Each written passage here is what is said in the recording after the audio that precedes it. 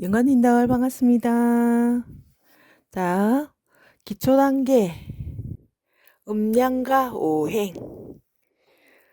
음양과 오행 하기 전에 이제 동양 철학의 근본에 대해서 간단히 한번 짚어보겠습니다. 우리나라를 비롯한 동양 사람들은 음양오행이라는 단어를 한 번쯤은 들어보셨을 겁니다.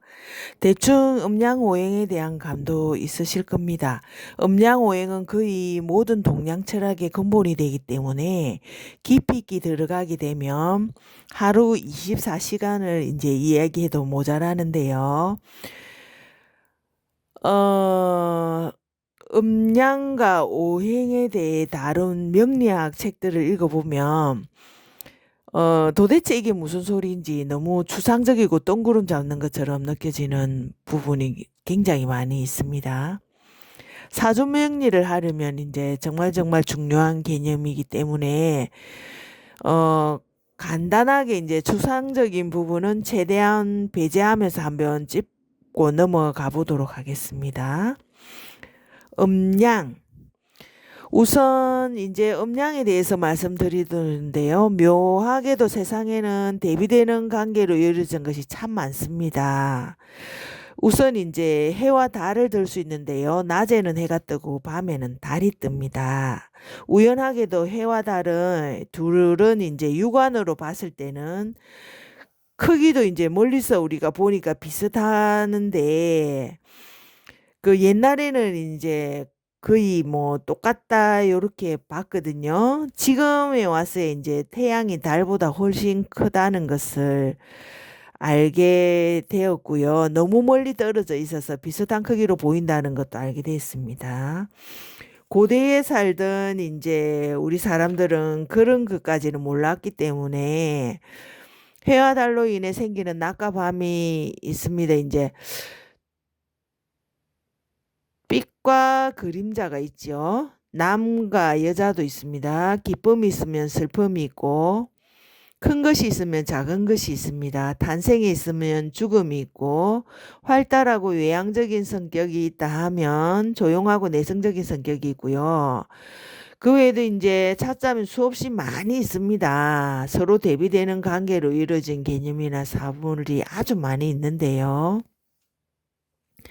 인간의 역사에서 이제 음양에 대한 개념이 생긴 것은 필연적일 수도 있을 것 같습니다.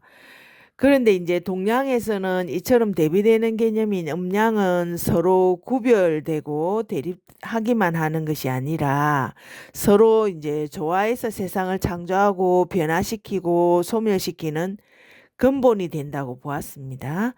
남자와 여자가 만나서 새로운 생명을 잉태할 수 있는 것처럼 말입니다. 이제 오행에 대해서 이제 얘기해 보겠습니다. 오행은 쉽게 얘기해서 세상 만물을 구성하는 5가지 성분을 뜻합니다. 지금이야 이제 과학이 너무 많이 발전해서 세상을 이루는 근본 원소인 뭐 수소, 헬륨, 니켈, 철, 뭐 등등 존재와 그보다 더 작은 존재인 크크의 존재까지 이제 알려졌지만 고대에는 이런 것들을 알 수가 없었습니다. 뻔히 이제 자연상에 보이는 것들 나무, 불, 흙, 새, 물 이제 세상 만물을 이루고 변화시키는 근본적인 기운이라고 보는 개념이 생겼습니다. 서양에서도 유사한 사원소설이 있었던 것을 보면 오행 개념이 생겨난 것도 어쩌면 이제 자연스러운 현상이었을 수 있겠는데요. 고대 동양인들은 음양과 오행이 세상을 이루고 변화시키는 근본이라고 보았습니다. 음양과 오행에 무수히 많은 상징과 속성들을 부여했는데요.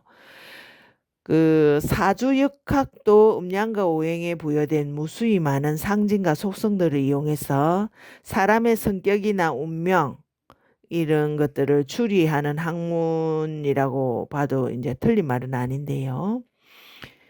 사주학을 공부해 가면서 이제 점점 이러한 상징과 속성들에 대해서 조금씩 지식을 넓혀 가시게 될 것이고요. 사주풀이도 이용하게 되실 겁니다. 정말 너무 많은 상징과 속성들이 있어서 사조학자마다 이제 하는 이야기가 조금씩 다르기도 한데요. 아, 왜 이렇게 다들 하는 이야기가 조금씩 다 다르냐. 그, 이제 뭐, 물론 이제 정립이 잘 되어 있어서 모든 역술학자가, 역술가가 이제 비슷하게 이야기하는 부분들도 있습니다. 예를 들어 이제 도화살이나 홍념살 같은 부분들이 그런데요. 사조학은 엄밀히 말하면 과학, 사이언스는 아니기 때문에 딱 한 가지로 정립되고 완성된 이론은 아닙니다. 사조학자들마다 이제 이야기가 다를 수도 있고 다르게 이야기한다고 해서 누가 맞고 누가 틀린 것도 아닙니다. 하지만 이제 공부하시는 입장에서는 굉장히 헷갈리고 힘든 게 사실이긴 합니다. 음, 최대한 이제 간결하게 말씀드리도록 이제 하겠습니다. 이게 그렇습니다. 간략하게 뭐 딱 과학적으로 또 수치 수학적으로 뭐 명확하게 이렇게 다 할 수 없는 게 사람의 이게 기질, 마음을 다룬 거지 않습니까? 그걸 어떻게 딱 정답을 내어서 맞다고 할 수 있겠습니까? 그죠? 뭐 예를 들자면 우리가 이제 설명을 잔잔하게 구체적으로 이제 잘하는 친절한 분이 계십니다. 그러면 이제 듣기에 따라서 뭐 내가 다 알고 있는 부분이라든가 뭐 뻔히 좀 안다고 생각하는 부분인 것 같으면 이제 잔소리라고 받아들이시는 분이 있고 친절하다고 받아들이시는 분이 있거든요. 그렇기 때문에 이제 다 다르기 때문에 이런 인문학이나 이렇게 이제 사람을 다루는 이런 거는 명확하게 딱 그렇게 할 수가 없습니다. 그리고 또 우리가 이제 이런 성향이 있다 해서 딱 그 성향만 있는 것이 아니고 또 이제 어떤 경우에 따라서는 또 반대의 성향이라든가 그리고 유사한 성향이라든가 좀 연결된 성향이라든가 그런 것들이 보이기도 하거든요. 이제 그쪽에 보이는 부분을 많이 사용한다. 그리고 그 부분이 좀 주로 조금 더 강하거나 진하거나 조금 두드러지다. 그런 개념이지. 그렇다고 해서 그 한 개인이 그 부분만 확실하게 딱 있지는 않습니다. 가끔씩은 이제 좀 다르게 행동하거나 그럴 때도 있거든요.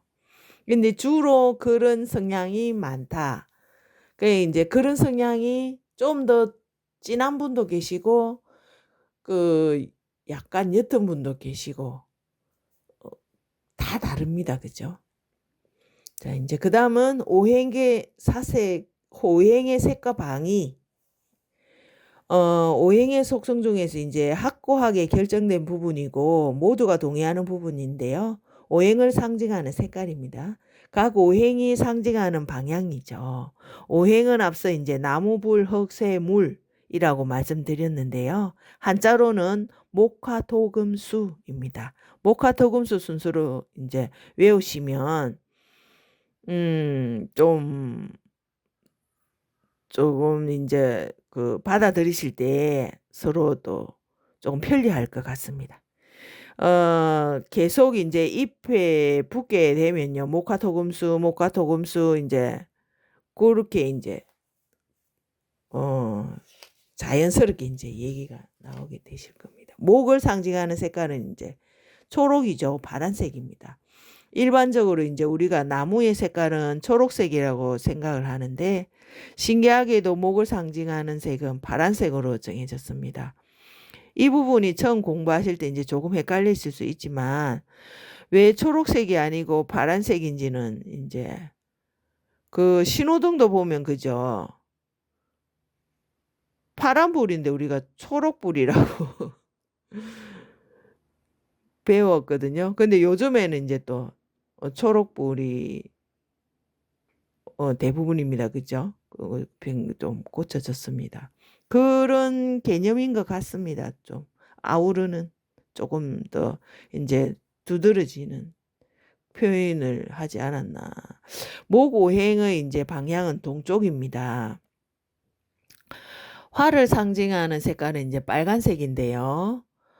굉장히 당연하게 받아들여지실 겁니다. 화오행의 방향은 이제 남쪽입니다.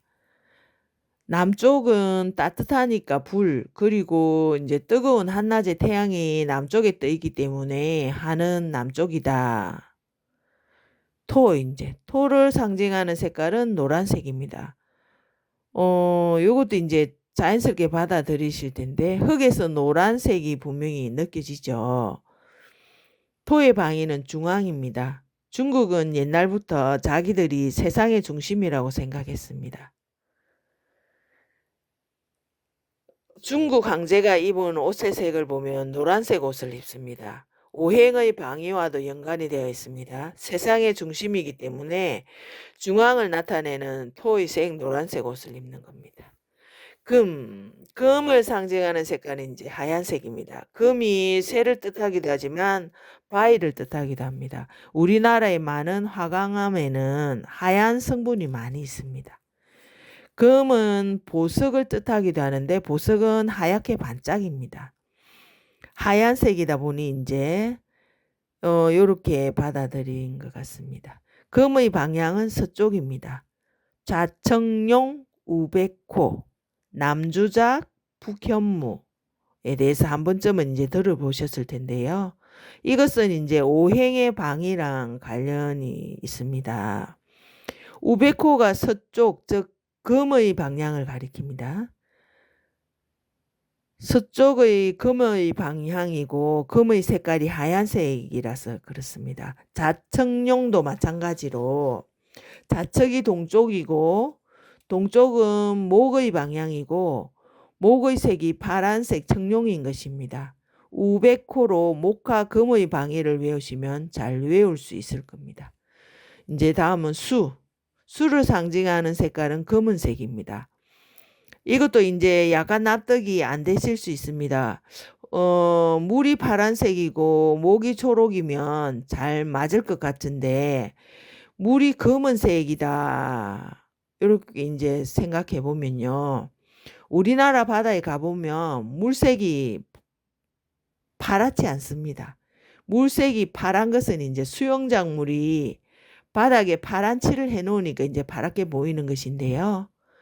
하와이 같은 데나 가야 이제 뭐 바다 색깔이 파랗게 보이지 우리나라 바다색은 파랗지 않습니다. 물이 깊을수록 빛이 끝까지 도달하지 못해서 이제 반사되지 않기 때문에 금게 보인다고 합니다. 수는 검은색이다. 이렇게 받아들이시면 되겠습니다. 이제 보이는 대로 이제 색을 정한 것이다. 요래 보시면 되겠죠. 수의 방위는 북쪽입니다. 수는 찬기운이고 따뜻한 불과 대척점에 있다고 볼 수 있습니다. 불이 남쪽이니까 수가 북쪽인 게 자연스럽죠. 오행의 색과 이제 방위를 정리를 하면요. 서쪽은 쇠, 금, 북쪽은 물, 수, 중앙은 흙, 토, 남쪽은 불, 화, 동쪽은 나무, 목. 이렇게 정리를 해보도록 하겠습니다. 수고하셨습니다. 감사합니다.